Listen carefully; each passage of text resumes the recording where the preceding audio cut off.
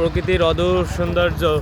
ওই যে দূর থেকে আগে এক সময় এই দিকগুলোতে আসলে ঘোড়ার গাড়ি গরুর গাড়ি চলতো, এখন দেখেন একটু আধুনিক হয়েছে, এখন তারা ট্রলি চালাচ্ছে।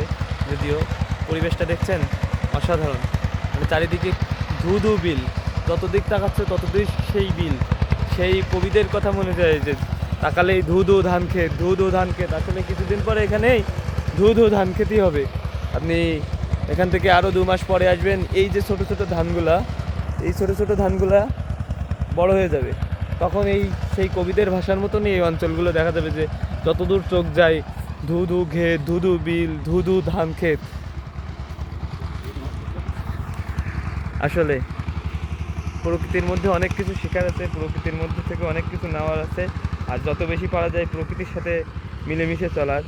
এই যে বলা হয় যে একটু খালি পায়ে হাঁটা, এরকম খালি পায়ে হাঁটতে হবে, আসলে খুব ভালো লাগবে। যতই মনে হয় যে আপনি যান্ত্রিক জীবন পালন করছেন না, আপনি শহরে থাকছেন না, একটু স্টাইল দিয়ে চললাম, আসলে একটা সময় এই মাটিতেই মিশে যেতে হবে। তো তো এই মাটির সাথে আসলে একটা বন্ধন রাখতে হবে। মাটির সাথে আসলে বন্ধন রাখলে মানুষের আসলে স্ট্রেস কমে যায়। আসলে বলে যে প্রাচীনকালে একটা কথা প্রচলিত ছিল যে মাটিতে পা চুবিয়ে রাখলে বা কাদা মাটিতে হাঁটলে স্ট্রেস কমে যায়। আসলে কাদা মাটিতে হাঁটলে, মাটিতে পা চুবিয়ে রাখলে আসলে স্ট্রেস কমে যায়।